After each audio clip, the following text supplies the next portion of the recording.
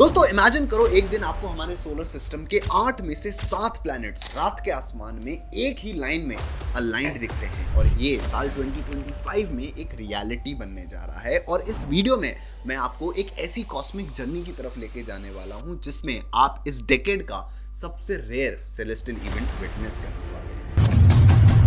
तैयार हो जाइए Venus, Mars, Jupiter, Saturn, Uranus and Neptune को अर्थ से अपनी नेकेड आईज से एक ही लाइन में देखने के लिए। But spoiler alert, Uranus and Neptune को देखने के लिए आपको टेलीस्कोप की जरूरत पड़ेगी because they are way too far, you can't see them with the naked eyes. It is easy said than done. Now जनवरी की शाम को जब आप अपने रात के आसमान में ऊपर देखोगे तो आपको ऐसे ऐसे सेलेस्टियल इवेंट्स देखने को मिलेंगे जो कि पिछले 100 सालों में किसी को भी देखने को नहीं मिले। ये अलाइनमेंट एक मौका है हमारे सोलर सिस्टम के आर्किटेक्चर को देखने का, बिल्कुल एक कॉस्मिक फैमिली पोर्ट्रेट की तरह जो कि पूरे आसमान में फैला हुआ है। इमेजिन करो उन प्लैनेट्स को अपनी आंखों से इन पर्सन देख पाना जिनके बारे में हमें स्कूल में और अपनी किताबों में पढ़ाया गया है। इस तरह के प्लैनेटरी अलाइनमेंट्स दोस्तों तब होते हैं जब ये सभी सोलर सिस्टम के प्लैनेट्स अपने अपने रिस्पेक्टिव ऑर्बिट्स में ऐसी ऐसी पोजीशंस में होते हैं जिनके कारण से वो अर्थ से हमें एक ही लाइन में नजर आते हैं। जैसे कि कल रात को इस वीडियो के बारे में रिसर्च करते हुए मैं तो जाके सो गया, बट सोते सोते गॉट मी स्ट्रक एकदम से। मैं उठा,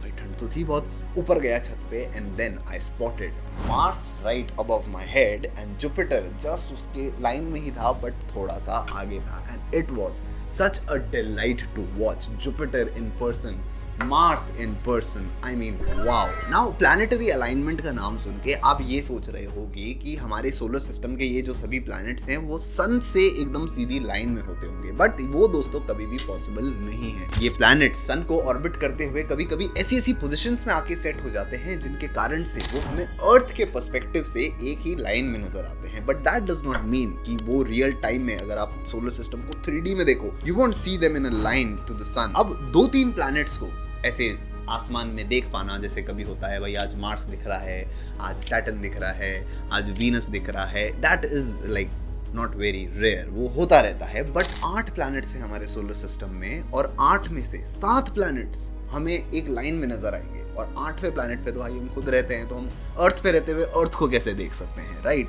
तो ये दोस्तों 7 प्लैनेट्स का एक लाइन में अलाइन होना जिन्हें हम हमारी नेकेड आइज से देख सकते हैं। बस यूरेनस एंड नेपट्यून के लिए आपको टेलीस्कोप की जरूरत पड़ेगी because they are way too far and वो इतने छोटे हैं कि हम नेकेड आइज से नहीं देख सकते। जुपिटर भी is far from us but वो साइज में इतना ज्यादा बड़ा है कि वो हमें अर्थ पे रहते हुए भी देख सकता है। मतलब हम उसे देख सकते हैं, वो हमें नहीं देख सकता अनटिल एंड अनलेस कोई इंसान वहाँ पे रहता हो, आई गेस। जैसे कल मैंने जुपिटर को देखा था तो because it is way too big तो वो दिख जाता है हमें यहाँ से आसमान में। मैं कह रहा था कि ऐसा रेयर इवेंट जो कि जहाँ पर 7 प्लैनेट अलाइन हो रहे हो आके, ये दोस्तों एक बहुत ही ज्यादा रेयर इवेंट है जो कि कई सदियों में एक बार होता है। And this 2025 is the year when all 7 planets of our solar system are aligning in such a way that they will be visible from planet Earth. So exciting! अब मैं आपको बताता हूँ कि उन्हें देखना कैसे है। 25th of January की शाम को जब सूरज ढल जाएगा, अपने घर की छत पर जाना और कोई भी स्टार देखने वाला ऐप अपने फोन में डाउनलोड कर लेना और उसे आसमान की तरफ पॉइंट करना। वीनस को पहचानने के लिए साउथ वेस्ट होराइजन में जो सबसे चमकता हुआ सितारा है उसको ढूंढना और जब वो मिल जाएगा तो वो ही वीनस होगा और सैटर्न उसी के पास हल्का सा कम चमकता हुआ आपको नजर आएगा बिकॉज ऑब्वियसली सैटर्न भी वीनस से ज्यादा दूर है तो वो हमें कम चमकता हुआ नजर आएगा। नाउ अब अपने कैमरे की डायरेक्शन ईस्ट की तरफ मोड़ना। इस डायरेक्शन में जो सबसे ज्यादा चमकता हुआ सितारा आपको दिखेगा वो होगा जुपिटर। वीनस के बाद पूरे आसमान में जो सबसे ज्यादा ब्राइट होगा वो ये जुपिटर ही होगा बिकॉज अगेन जुपिटर भी हमसे बहुत दूर है पर वो साइज में इतना बड़ा है कि वो पूरे आसमान में सबसे ज्यादा तेज चमकता है। कल रात को भी जब मैंने उसको देखा था तो इट वॉज शाइनिंग ब्राइट, तो मैंने लगा यार ये जुपिटर है नहीं है। मैंने कंफर्म करने के लिए वही अपने फोन में वो स्टार देखने वाला ऐप खोला, उसको पॉइंट करा एंड इट शोड जुपिटर। ओ भाई जो रिएक्शन था मेरा, अमेजिंग। आई गेस ये सेम रिएक्शन दोस्तों आपका भी होगा जब आप आसमान में उन हमारे सोलर सिस्टम के प्लैनेट्स को देख पाओगे जिनके बारे में हमें स्कूल में पढ़ाया गया है, जिनके बारे में हमने बुक्स में पढ़ा है।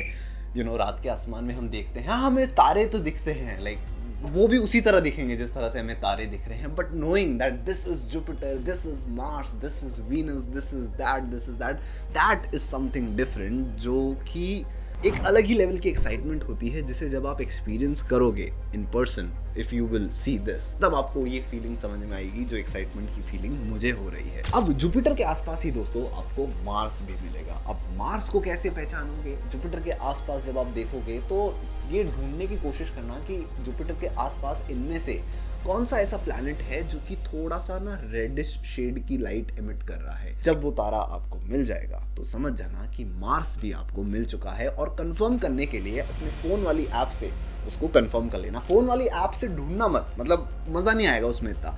असली मजा तो तब आएगा जब आप एक्चुअल में अपनी आंखों से ढूंढने की कोशिश करोगे। जो सबसे ब्राइट दिख रहा है वो भाई वीनस होगा, जो उससे वीनस के आसपास ही जो आपको थोड़ा कम ब्राइट दिख रहा है वो सैटर्न होगा, फिर वीनस के बाद ही जो आपको सिमिलर ब्राइटनेस का कोई दिखेगा वो जुपिटर होगा।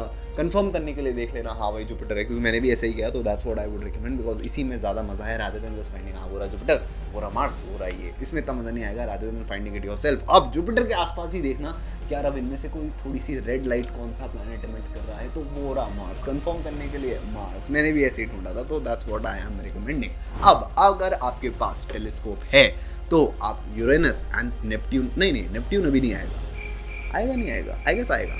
अबे जल्दी बोल, कल सुबह पनवेल निकलना है। आएगा। यूरेनस एंड नेपट्यून को भी स्पॉट कर सकते हो if you have a telescope. और अगर आपके पास टेलीस्कोप नहीं है, सिर्फ अपनी आंखें हैं, तो आई एम सॉरी, हम यूरेनस एंड नेपट्यून को सिर्फ हमारी नेकेड आई से नहीं देख सकते, बिकॉज ये आईसी प्लैनेट्स छोटे हैं और अर्थ से बहुत दूर है। आई एम सॉरी बाबू। तो 25 जनवरी को आपको देखने को मिलेगा Venus, Mars, Jupiter, Saturn, Neptune and Uranus.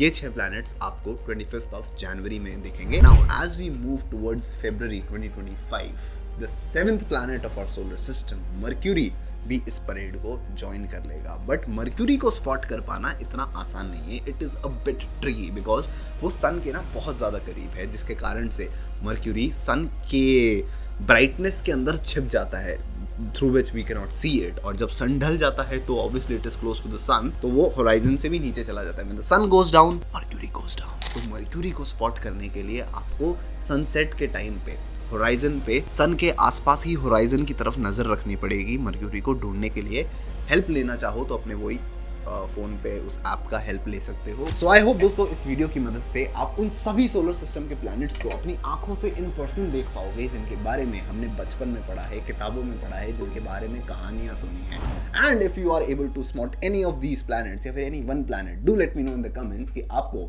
उन प्लैनेट्स को देखकर इन पर्सन कैसा फील हुआ। And I shall see you in the next one. Till then, bye bye.